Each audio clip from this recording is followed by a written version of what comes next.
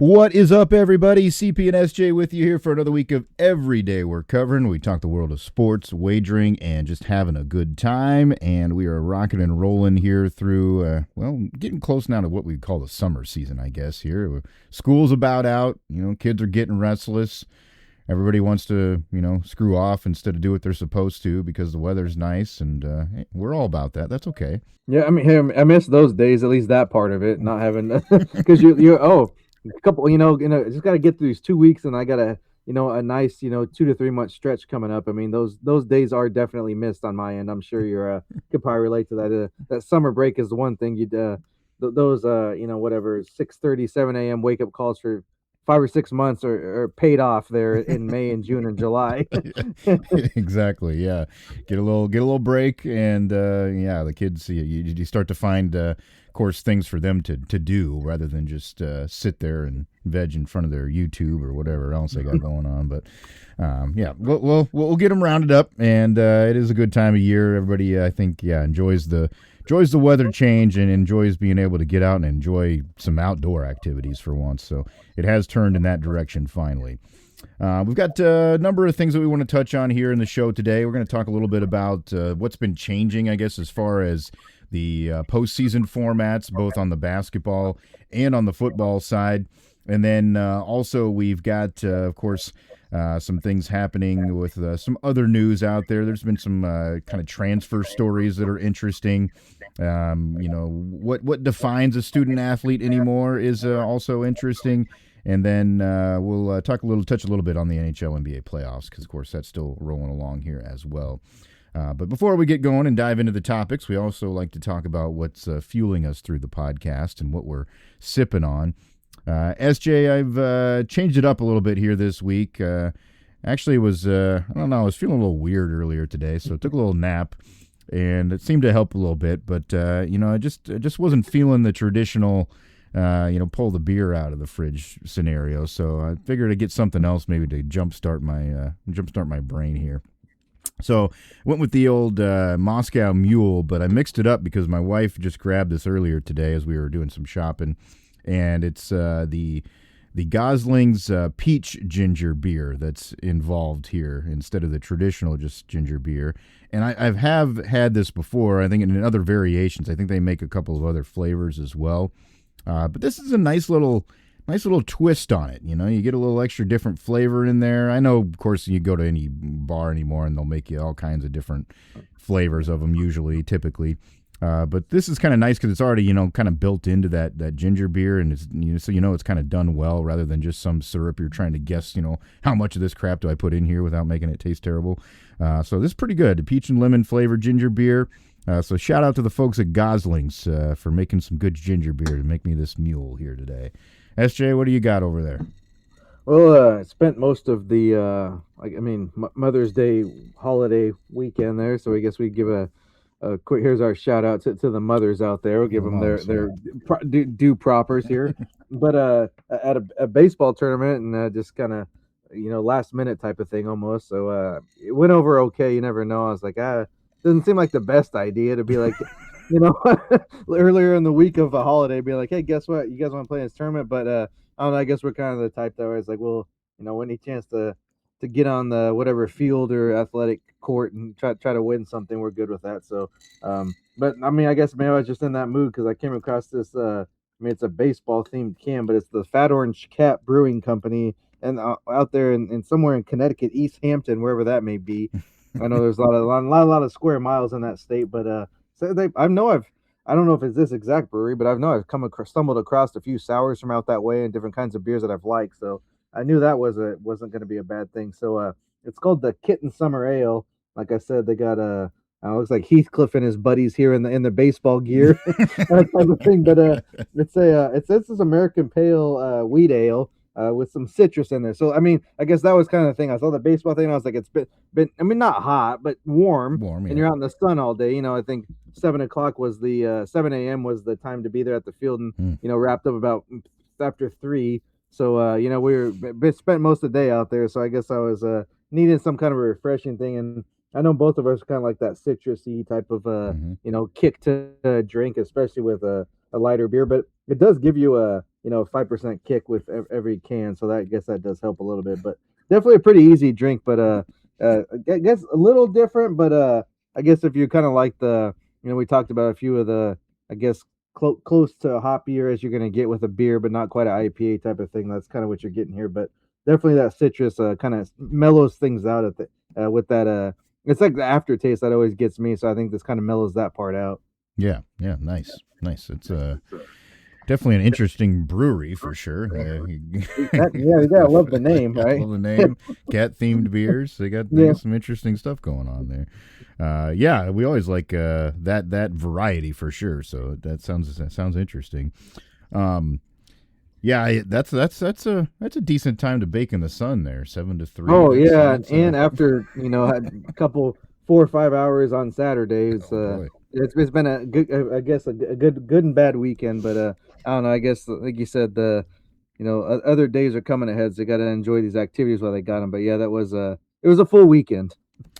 Yeah, and I think this is going to be a theme this year. Well, and I guess I've kind of felt this way the last couple of years, and whatever you think about how the atmosphere in the world works and weather or whatever, but it definitely seems like the old UV index is kicked up a couple notches here in the last few years, because some days it's like the temperature itself is like, well, this should be fine, like why would I worry about 70 some degrees, that's not a problem. But sometimes you're sitting there and you think you're good, and then you're like, wow, I got roasted.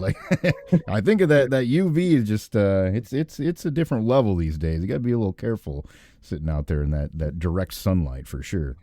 Yeah, we don't delve too far into this world of the political realm and that type of thing. But at one point I do remember there being talk of an ozone issue and that sort of thing. So who knows? But you just don't hear about that much. But it does. It seems like we get a little bit crazier storms and also warmer weather. Take that for what you will. Yeah. You can make your own distinction on this. I just do, Nick. You never hear about the ozone layer anymore, and I don't think it just stopped. Whatever was affecting it, it definitely didn't stop. We haven't changed that much. I don't think we fixed. I don't think we fixed our ways. It got worse. Yeah. I don't know. It's interesting. I mean, you always, like you said, there's always kind of little things that seem to happen more often or whatever, and whether it's cyclical or something else going on, whatever it is, I've noticed that the last couple of years. It's definitely the sun's a little more intense. It seems like. So if you're out there enjoying the ball games, just be a little conscious of it. Bring the sunscreen. I'm not even. I mean I'm with you there, because I'm not even one that gets quote sunburn. But I mean that you can still have some effects, and I've known, not to get too dramatic here, but people had issues with getting things removed and skin issues. So yeah, I mean sunblock up, man. Definitely, I'm with you on that one. Yeah, smart thing to do. We're gonna dive into a number of different things here. I think we'll start with the current landscape, kind of just get this out of the way, some things that are actually happening in sports first. When we talk about the NBA and the NHL playoffs, NHL has been interesting, and I wasn't mad about the results here recently, that's for sure. Because, unfortunately, the team that took down my team immediately got their asses swept right out of the playoffs. So I'm okay with that. Sometimes as a fan, you're torn because you're like, it makes us look bad if they don't do something. And it's like, you know what? I hate them enough. I don't give a damn. I want them to lose bad. I'm in that team. Because once you lose, it's like, oh, yeah, but remember when they beat that other team? It's like, no, most of it is like, oh, they won it all already. So, yeah, I'm in that camp where it's like, if someone beats you, to hell with them, and I hope they lose 10 times worse than your team did. So, but I mean, and that's the thing about NHL too, which I do.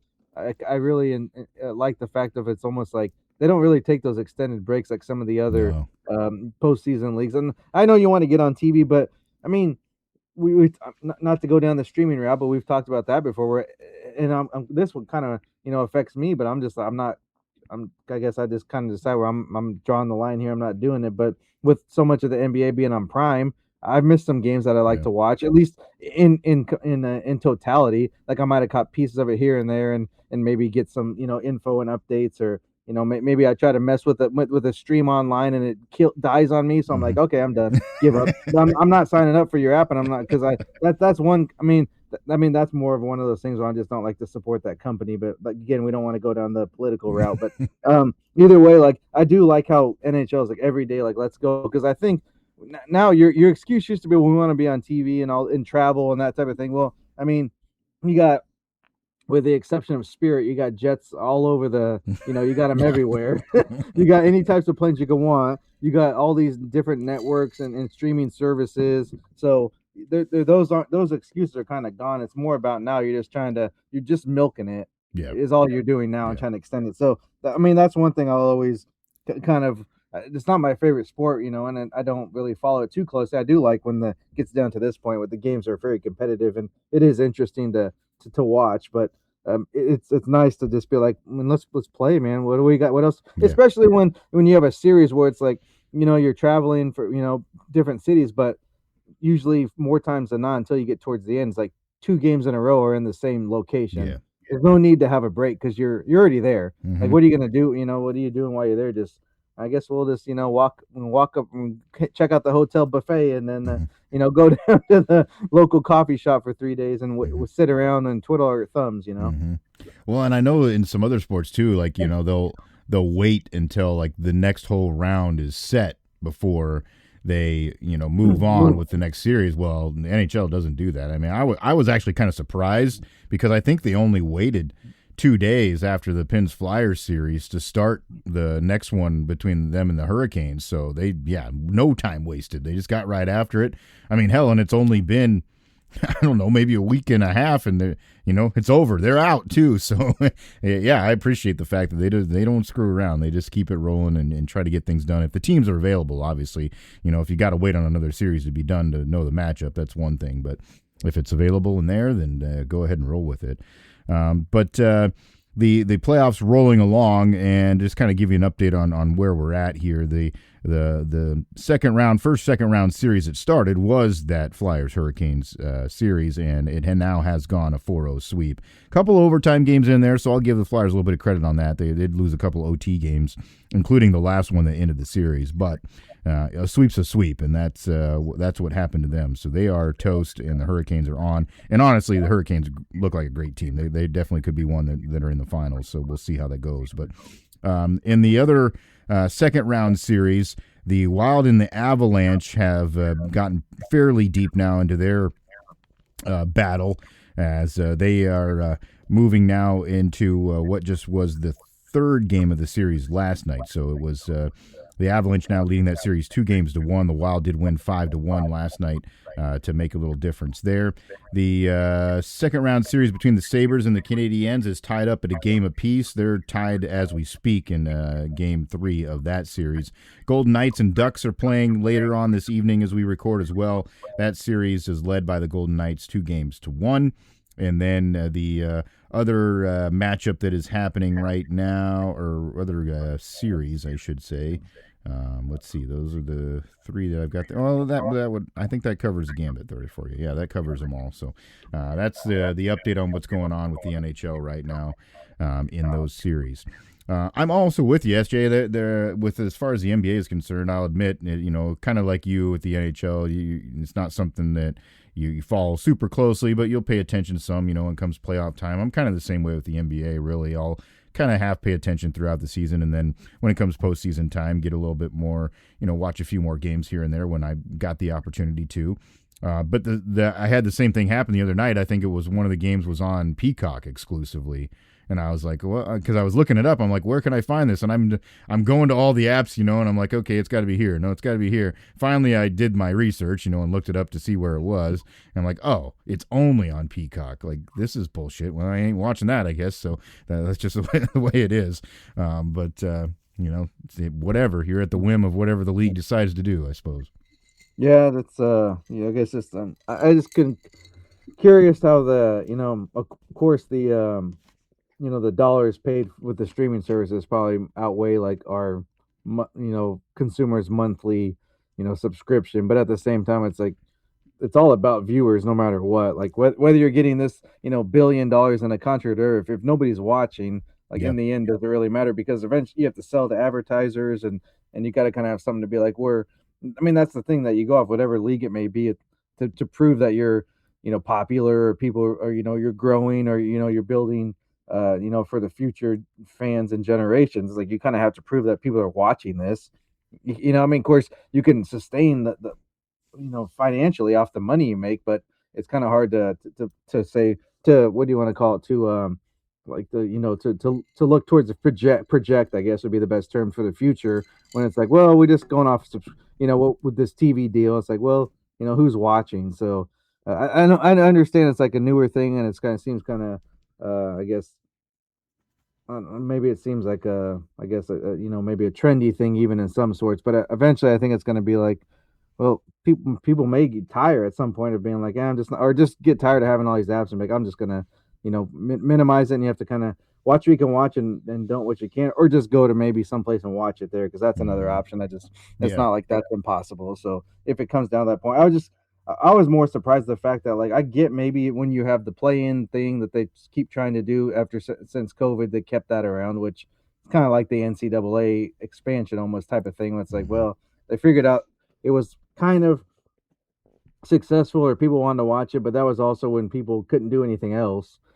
So it's like, well, of course you're gonna watch that. You can't even just go to the store at a normal hour. You gotta kind of change your whole lifestyle. So, but so I can see having those games streamed or whatever, because you're playing 3 or 4 games a night. So in that case, I feel like you wouldn't maybe have because there's other sports on these other networks too. So you're kind of battling each other for that. You got 2 or 3 postseasons going on, then you also got, baseball's just getting going, and then you got, soccer leagues, and everything else. Even the what is it, UFL now, or whatever, that with the Yeah. XFL combined. You Mhm. so I mean, there's a lot of things on TV, and then even college basketball was still going on, not until long ago, and then you got college baseball coming up. It's getting hot now, even with the College World Series not far down the road. So I mean, there is only so many network opportunities. So I get having like the 8, 9, 10, 12 games on a stream, but it's weird to be in the conference semifinals, and you're still having games that you just can't turn, no matter what do you have, DirecTV or Spectrum or AT&T or even YouTube TV, but you can't just go to your guide and be like, oh, there's NBA or there's NH, you have to, like you said, look things up. You Mhm. have to seek out what provider it's on. Like, to me, that's, I don't think that was maybe the point of kind of making a shift here in how we consume sports. So that Mhm. is a little bit odd. I think that probably something that will correct itself, but it still is.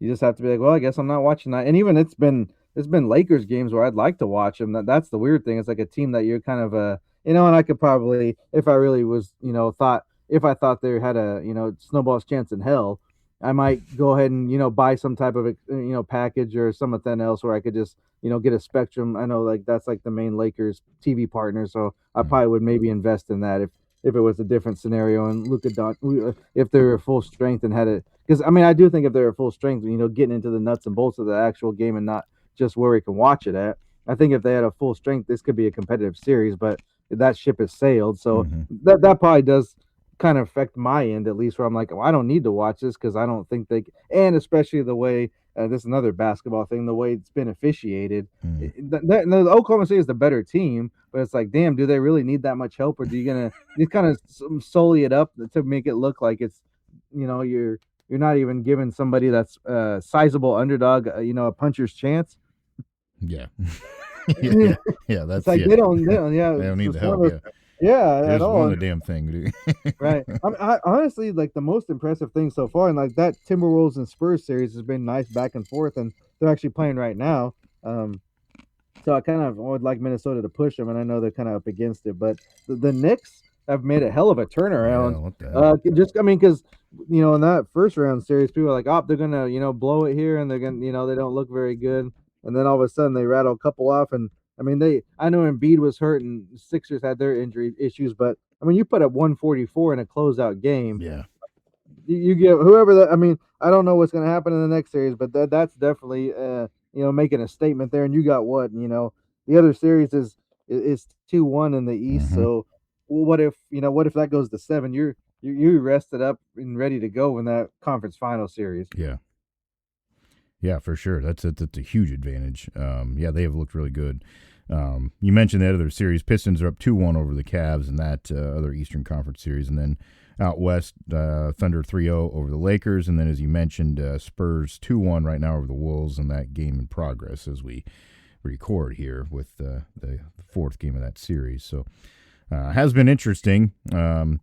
I was, I guess the thing I guess I was maybe most impressed by, and I admit I haven't got to watch much of this, but the fact that the Timberwolves are right there, despite all they've been going through and all the guys that they are missing, they're doing a hell of a job to make that fun. That's for sure. Yeah, I mean, Edwards came back, but it's just like he's not the same guy. Yeah. So it's like you're kind of, like it's more just be like that's kind of like a mental thing, and he's played well enough, but you can tell he's not where he needs to be. But yeah, that's been a fun series, and I kind of like to see them get pushed just because I've mentioned my thoughts on the Spurs team. I think is good. I just don't. I'm not a Wemby guy, but I think that they have like a good.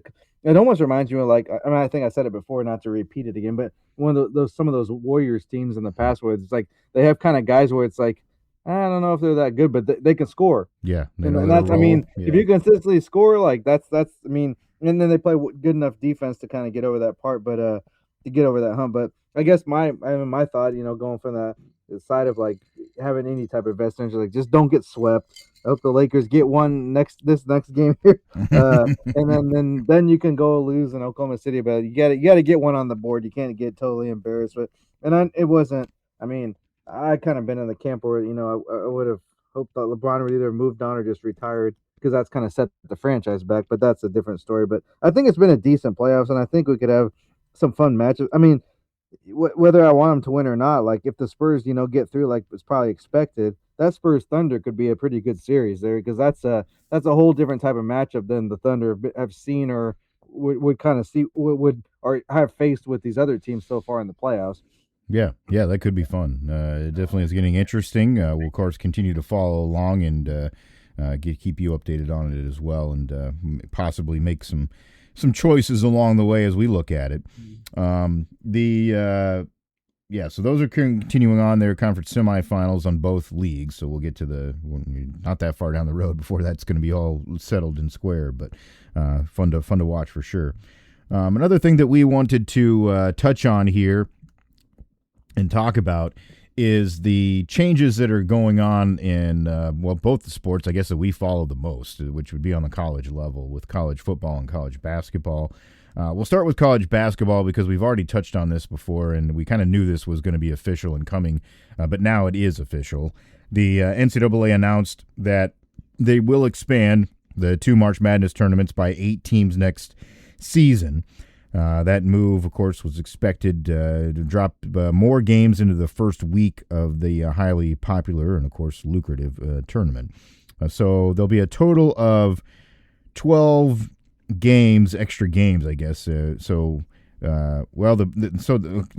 me, sorry. Let me rephrase this. 76 team brackets. They're going to jam 8 extra games for a total of 12 involving 24 teams into the front half of the first week of the men's basketball and women's basketball tournaments. Of course, we've already had the first 4 thing. Now we're adding 8 more games into that to create those first round scenarios. So now what's expected to happen is to have 2 different kind of locales. So before, of course, in the men's side, it's been Dayton. We kind of gave our prognostication on what could be some other cool cities to be involved. And lo and behold, some of the writers out there are kind of with us. We've seen some names thrown around of cities that we brought up here on the show. So again, we're going to keep track of that, see what comes true here. Yeah, we almost need to put together a list and get it out there because I know Albuquerque was one that we had thrown out there, and I was like, is that too much of a common sight because they've had hosted plenty of being the that's a hell of a home court and what's it like got a kind of a crazy setup there with so that's like a known place, but maybe we'll just have to put out a bulleted list there because I know there were some other interesting locations of I guess a wish list of where they could play, but. Yeah, man, I don't know. They're gonna have to come up with something else because what do you got? You go Sweet 16, Elite 8, Final Four, get all these kind of roll off the tongue. First 4 sounded fine. I don't necessarily not that we liked it that much, but What are you going to do with 12? Yeah, I have no Tuesday, the idea. Tuesday 12. Tuesday 12. I don't I don't know if you're gonna really. I mean, there's got someone's got to be workshopping this somewhere, Yeah. but it's not to me nothing comes off top. And of course, it's already uh, as much as people love this thing, it's like what are you really doing here? Is kind of my question. Mhm. It's not like I'm gonna watch it, and more games is cool, but it's like Yeah. you don't really need any more to it other than the thing that you said, that the financial thing of it, where you're just gonna we talked with the pro sports things, milking it. Mhm. It's all it seems that you're doing, and I guess that's kind of where there's a little bit of a disconnect, or where people are kind of maybe drawing,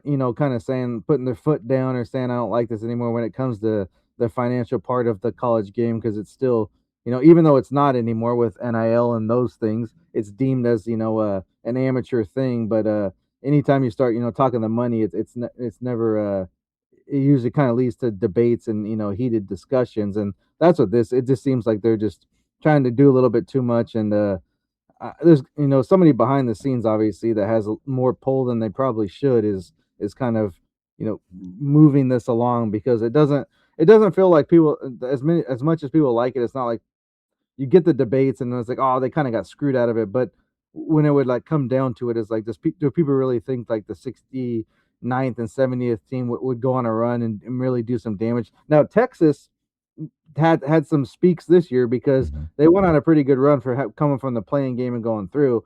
But they also were more of a team that underachieved. It wasn't like they snuck in. Like they Yeah. should have had a much better seed and a better record. They just kind of, I don't know what happened. They didn't put it all together until the right time, which was good for them. Yeah. But they definitely had way more talent than an 11 seed. Yeah. Yeah, for sure. And we've seen that, I think, so far from a couple of teams along the way when this Force Forward thing has been instituted. There's usually a team that at least wins another game, so to speak. But yeah, expecting one of them to, be in a Final Four is kind of just nobody expects that. And I don't know. I mean, I'm sure eventually it'll happen, but it's not going to be for a while, and it's not going to be like a regular occurrence for sure. So, yeah, I mean, nobody asked for this. That's the thing. No, not a single fan asked for this. Nobody was like, "Oh, we need to." I mean, it's been great the way it has been for a long time. Most people were pissed that they added the first four thing. Yeah. I mean, nobody Raise else. my hand. Yeah. And I mean, it wasn't, as someone that follows a team that doesn't even usually get in. I'm just like, it's not necessary. If you're the 65th team, like you're, you get, there's plenty of, what do you want? There's plenty of opportunity to state your case. yeah, If you can't do it in, now you're playing 30 plus games, if that's not enough to prove that you're a good enough team to at least have a chance to win it all, then are you going to do it in one more game? Usually not. no. Well, and we all, when we talked about this last time, we know that this is coming from the big conferences, because they want more of the power schools to get in now that the conferences are larger, which, whatever. At the end of the day, to me, it's like, even before the conferences changed, I still felt like if you didn't prove it then, why are you going to prove it now? I mean, those teams are still going to be in the tournament with you. The ones that you lost to 50% of the time during the year, that's not going to change. So, I just don't. Nobody cares. Like we don't feel sorry for Oregon if they don't make the tournament, so to speak. That's just the way it is. Well, if anything, it should mean you have your, with the bigger conferences, you have your chance to prove it within your conference schedule. You don't really need the non-con, as we've seen some teams have kind of gone like, we're not going to really, Yeah. It's either the one or the other. Either you kind of schedule like a madman, and you're playing anybody and everybody on, cargo ships and in Atlantis and Hawaii and everywhere, or you just, we'll just, maybe find a decent, locale for Christmas break and play whoever, and you just make get a free trip out of it. So, I mean, yeah, the opportunity is it's plenty there. Mhm. It's just a matter of I guess people kind of trying to have more power, feel like they have more say so in things than they really should, or maybe actually do. It just, we get all our teams in there, and then you guys are kind of leaving on the outside, and it's just that Yeah.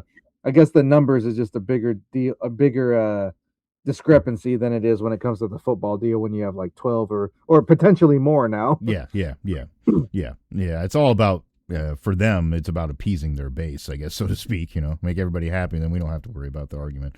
When it comes down to it, this story that I'm reading here, this is what probably it really more is about. The NCAA said they'll distribute more than $131 million in new revenue that schools will make via the tournament. Of course, that money comes from expanded TV advertising opportunities and other things for all kinds of things. And then it said that the value of the rights agreement will increase $50 million each year on average over the course of 6 years. And again, they reiterated that most of those 8 new slots are expected to go to teams from power conferences. So, we know what it is about power schools and money, and that is what it is, I guess. None of us are changing it at this point. But yeah, the fans did not ask for it, and whatever. We'll see how it adapts and how it works at the end of the day. It's one of those things where if it turns out to be you get a bunch of non-intriguing games for a couple of years, and I know sometimes that's just sheer luck, then maybe it changes it. Maybe maybe they decide, this isn't really working. We're going to go back to whatever it is. I mean, it can always change the other way. Usually not going to be the case, but we'll see how it plays out. You mentioned on the other side, this is happening in football as well, and there's been discussion for a long time about the expansion of the college football playoff, and how many teams are going to be involved, how we're going to organize this thing. We've gone, of course, from what we started at is 4 to now 12, and now it's going to be even more. And it looks like the road that we're on here, nothing has become official, but the AFCA, so the American Football Coaches Association board, has put out their recommendations, so to speak, what they want to see happen. And it seems like this is likely where this is going. So expanded playoff with maximum participation is what it states here. But what we've heard is 24 teams is what seems to be the likely number that we're going to get out of this. And I guess the real change of this is how this is going to affect. And we've talked about this. Hey, how do you make it happen? How do you fit it into a window and make the calendar work for you? Because we've talked about the issues with both, of course, the holidays, and then also the battle with the NFL that we've always had, between the college and pro sports. So it's trying to fit it into that window. And what they're talking about now, and of course, this has long been debated, the value of the games, but they're talking about just eliminating conference title games.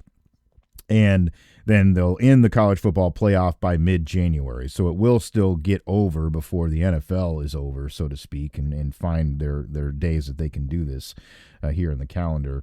I don't know. I mean, I guess I think we both have been advocates of, at least where it's at now. It's better now with the expanded playoff than just the 4 teams, and I think for the most part, I think we feel like it's pretty decent at the way it is at the moment.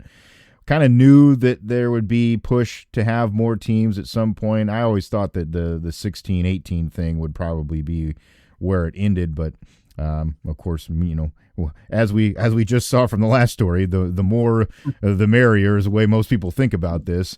And I don't know. I guess I feel like at least we in the argument with the conference title crap, because that always ends up being the well, this team didn't play in it, or this team only played this crap team to win their conference title. All that stuff that goes away. But at the same time, how much does that water down the rest of the season?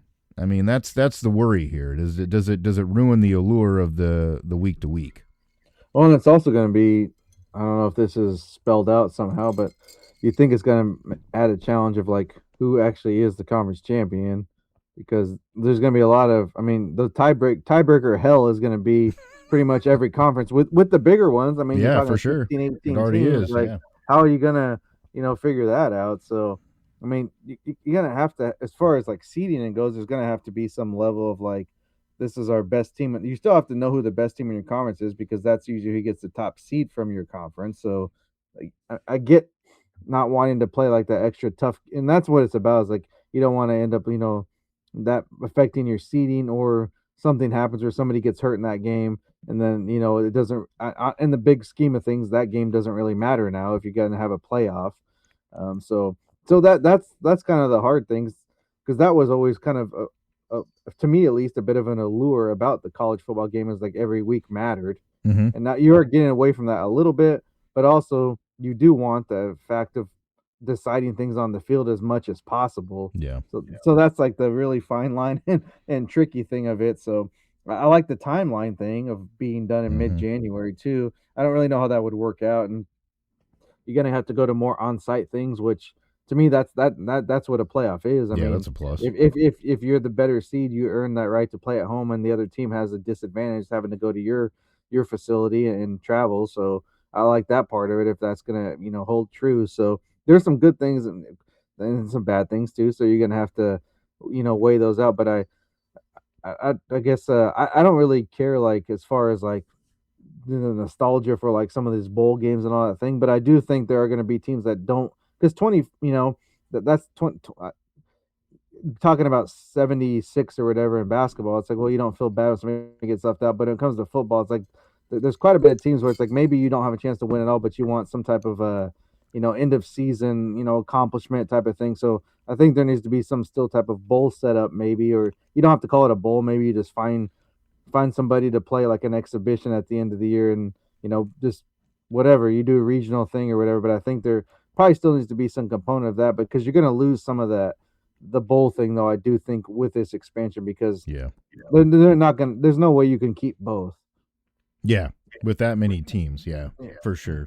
And we've already seen it, of course, with so many teams opting out as the way it is now that don't want to play those games. Well, that's what it is. Like, you don't want to lose that, because there are some teams that's like, well, we didn't get in, but maybe challenge ourselves one more time, or you want to have another couple weeks of practice to kind of build for the future. Like, you don't want to lose that part of it, because I think that is an advantage, not an advantage, but it's definitely a critical component of teams that like try to develop, and maybe they're not just going out and signing the top 5 stars and have the biggest NIL budget. Like, there's other ways to be successful, but you maybe have to play the long game. Mm-hmm. Well, and like you said, that maybe that's an interesting way to approach that too, is you kind of make a handful of quote unquote regional, at least like that section of the country, postseason games or bowl games, whatever you want to call them, and then maybe just make it so that once the regular season is done, all the teams that are interested in doing so, kind of, they have a time frame and they have to put their name in the hat, like, we will play a game, and then you make the matchups from there. Because the way it works now, it just sucks. Like, they're, oh, we want this team, and then that team, we don't want to do that. We deny you or whatever. Well, if everybody's in agreement, like in a pot, then we can make some things happen, and then it's not so much of a big deal. I like that approach. Well, and this is probably getting way too wacky, but even if you somehow, get to, use some, because by that point in the season, some of the NFL stadiums aren't being used as much and you get some indoor facilities, and, play like a pod thing there, where not necessarily play like a tournament through, but you host the, whatever you want to call it, the whatever classic, and 2 or 3 different games there. Yeah. And so you can, like, have, it's worthwhile for somebody to attend and watch 2 or 3 different college, whatever you want to call them, classics, exhibitions, whatever. And I mean, that, of course, that's probably way too, way too of a, much big of an ask. But I think, to me, it could be something that could maybe work and be kind of cool, because at least you don't have to, you could maybe, kind of make the travel things a little less, maybe a little bit more easier to coordinate, that type of thing. But either way, like, I don't think you want to, and I'm not someone that's like, oh man, look at the San Gabriel Mountains or anything like that, the Rose Bowl. But also, I don't think you want to totally, like, just we're done. If you don't make the playoff, you're like, sorry man, see you next year. Like, I don't think you want to go that far, because I mean, as far as someone that likes to watch your team, like, if you're the 25th or even like in the top 30, you're still like a decent team. Yeah. It's not like you're terrible, and I think you still want to, like, maybe have like a pardon the term, but like a climax to the end of the season. Like, you want to have something to, like, freaking, we ended on a good note type of thing. Like, you want to have like something to at least build upon for the next season. Well, and you hear these guys, and it totally makes sense. We always hear that every year, like, oh, we put in all this work, we put on all this time. And it's true. They do it all year round. They're training all year round. Like, why wouldn't you want something like that to put a cap to it, so to speak? And like, okay, this was our body of work this time. We had a little celebration. Now we're moving on to the next round. It's fair to the kids, I think, to do that. Well, not to make this all about like something that I care about or like teams that I watch, but I mean, like it was like a joke at first to make the thing about Nebraska went to the Crown and ended up winning it like in Vegas or whatever. But they spent that much time together, and then they end up like, I mean, this could just be a coincidence. It doesn't mean that everyone's gonna do it. Mm-hmm. I don't know. I can't remember who on the Crown this year was. It like I think Oklahoma and someone was it like Ole Miss or something? I don't even remember who they played. But either way, or no, it was West Virginia. Yeah, I don't remember who ended up winning it, but either way, like maybe they go on a run this year, maybe they don't. But either way, it's like it was kind of like just having fun with it. Like, oh, we're gonna win the crown and all this, and they win, and then they end up having a hell of a season to follow that up. And you can't say that there's no correlation to the fact of at least somewhat of like a camaraderie, a team morale, something happened with that extra games that in the big scheme didn't seem to mean anything. But you at least, I mean, in football, same thing. Like all sports, like that's kind of part of it. Is just like you got to kind of have that chemistry and get to know each other and build upon certain things. And if you get rid of all the bowl games as it happens, I mean, even we have fun with it, but look how much fun they have with, like the Pop Tarts Bowl. Like it's not, it doesn't usually mean anything, but it's like, I mean, just those type of things. Like it's still like I don't know, there's still some type of reward for us. It doesn't always have to be like the biggest prize, but I mean, I don't know. I guess you still kind of have goals to reach that may not just be there's only one team that's going to end the season happy. Like everybody else is a loser. I mean, when you're looking at like the big trophy that they hand out, yeah. So everybody else season's a disappointment in the big scheme, but you can find the small victories at least. Yeah, for sure. I definitely agree with you there. It's one of those deals where, yeah, I mean, everybody's got their opinions on how the big prize should be handled and how we get to down to brass tacks and determine that. But at the same time, everybody still wants to support their team and see them have a, like you said, like a climax or an end to the season that means something to them and builds for them for the future. Because there is still, there's still value to that. As much as we've tried to screw it up, and it has gotten screwed up because of this whole world where half the guys leave.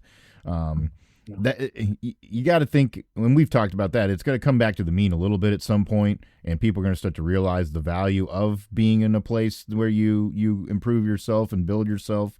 I got to imagine that's going to come to be the case, especially when the money gets figured out and it's not as crazy as it is now, because it's not going to stay this way.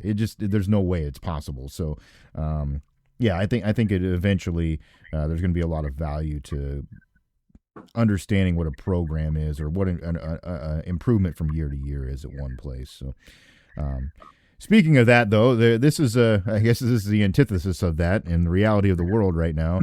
A little story you sent me. Oklahoma State, who, well, for all matters, last year was an absolute crap football program.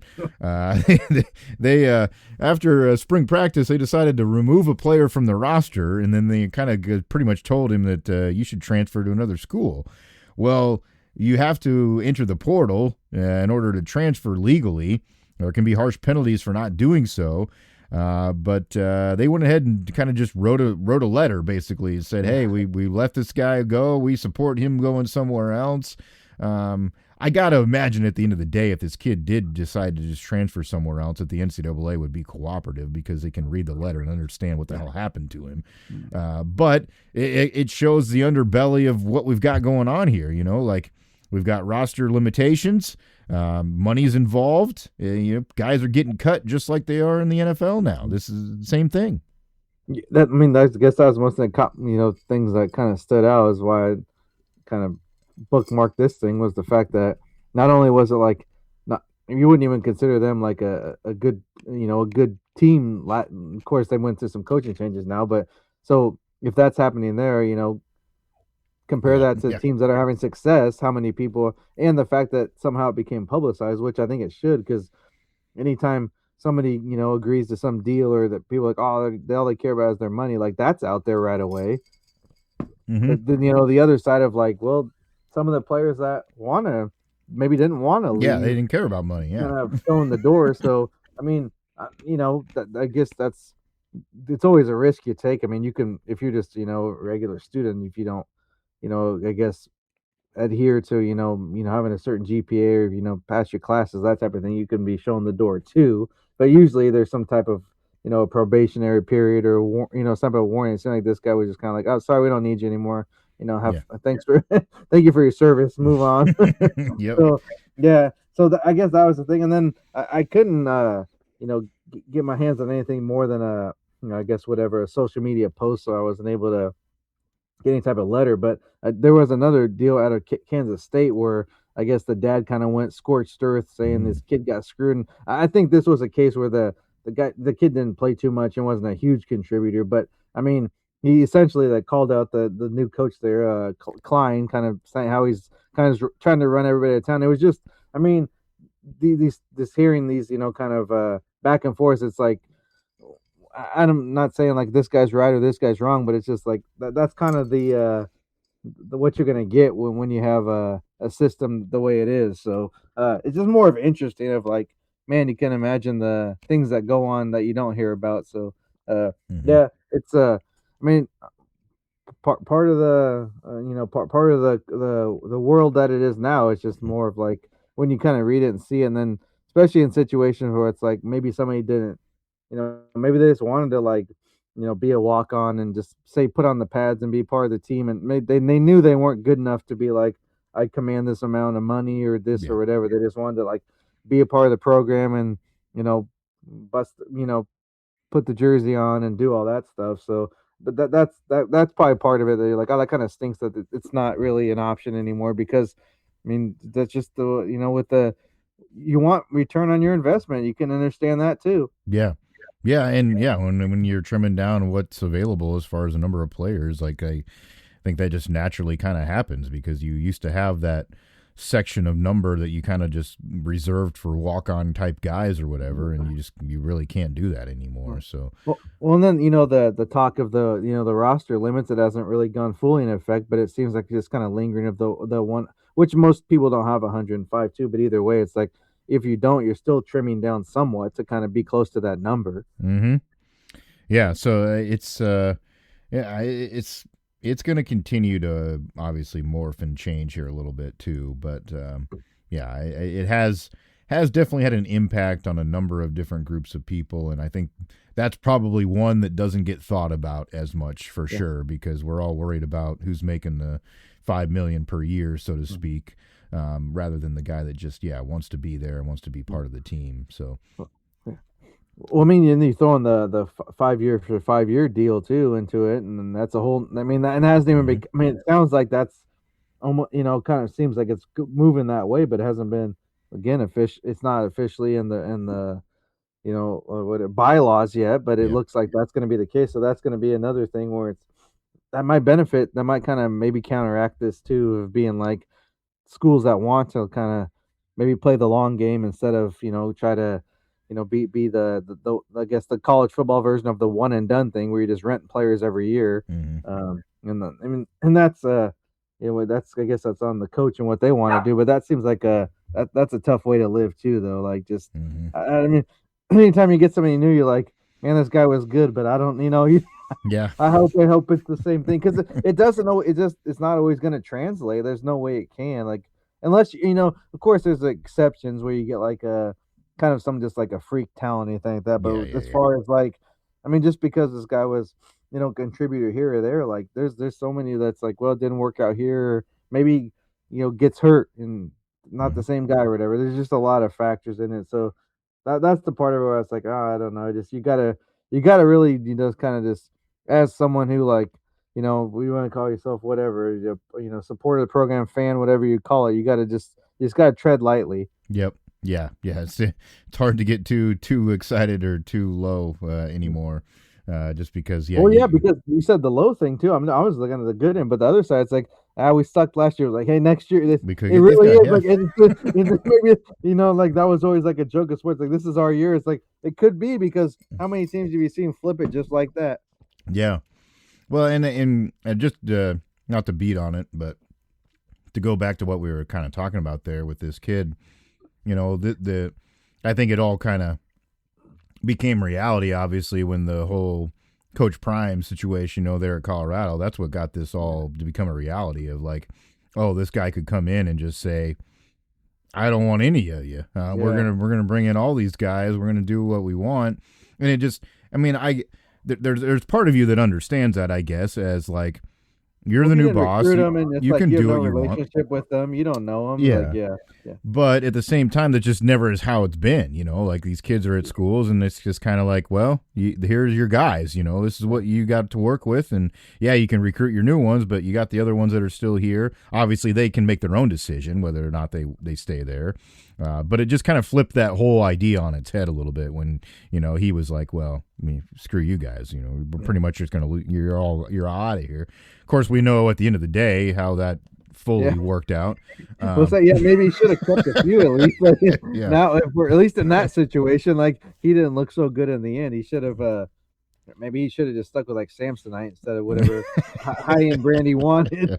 Because keep making the Affleck commercials. Yeah. It would be like tricky though to like. You figure think of the thing that coming in is like a tough thing or whatever and thing. But I would just think if you're as good a coach as someone like that thinks they are, is like you could work with what you have and add to it. Yeah. It coach some guys up.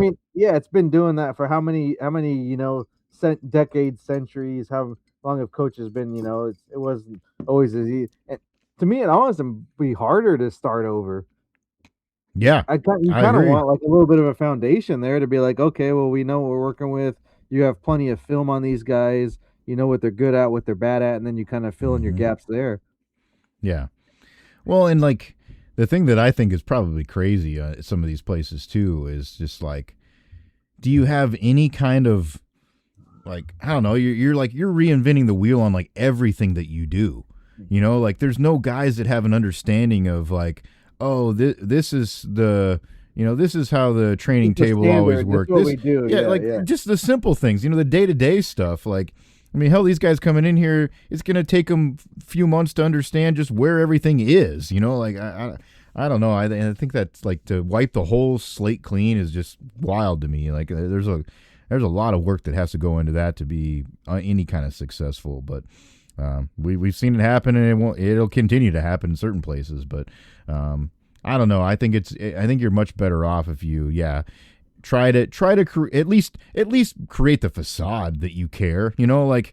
I think that's one thing that I did appreciate about the situation that happened to my team here over the summer with a coach leaving and a new guy coming in. And like, at least the way you understood it is that he sat down and spoke with every kid and was just like, gave them the idea of what he had.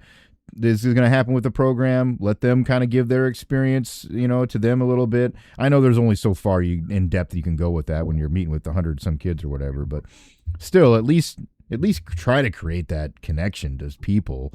Just don't treat them like trash. I think eventually that down the road, that's what may help you. Is who knows? You may have a kid that decides, I'm going to go try whatever here. He turns out to be a great player, but he doesn't like where he is, and he comes back to you. Like, so I think you got to at least try to like leave doors open and not burn bridges, so to speak, to create some kind of rapport with people down the road. I think that's, because I think that's exactly what you're seeing at Colorado with like, you just, when you went scorched earth, but is it working with you now? I mean, it's not, because now you're not having success, and now nothing means anything to anybody. So I don't know. It's a wild world to navigate. We're going to see where it ends up at some point, but it's messy. It's messy along the way, that's for sure. We'll hopefully get to a point where it makes an ounce of sense to most people out there. It's nothing you usually like to hear, but there's a reason there is coach speak. It's like it's kind of like when you're, like, I'm just here so I don't get fined. Yep. Marshawn Lynch said it best. Like sometimes you just got to bite the bullet and say, whatever, and then you can do your own business.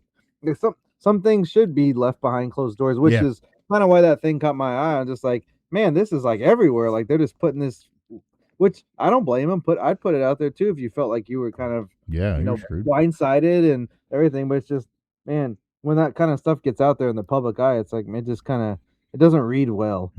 For sure. All right, that's kind of what we had on our docket here this week. There was another story I think we'll touch on here down the road too that was kind of related to this, but I think it goes into a little bit deeper. We could talk for a little while about what it means to be a student quote athlete anymore. So I think we'll save that for next time around. But definitely some interesting things starting to develop on that front. We'll know more about the details of some of these setups as we move along, too, as far as the postseasons go, and we'll let you know that stuff as soon as we know it. But we would love if you would interact with us in any way that's possible for you.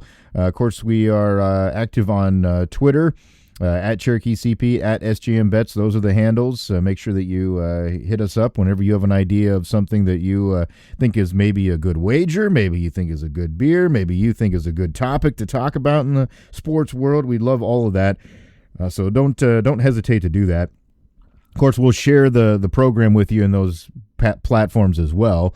But if you are someone who listens to the podcast, we'd love if you just share, like, subscribe on whatever platform you may use. You just have to search the name. You'll find us. And then if you would like, subscribe, get the notifications on the YouTube channel as well.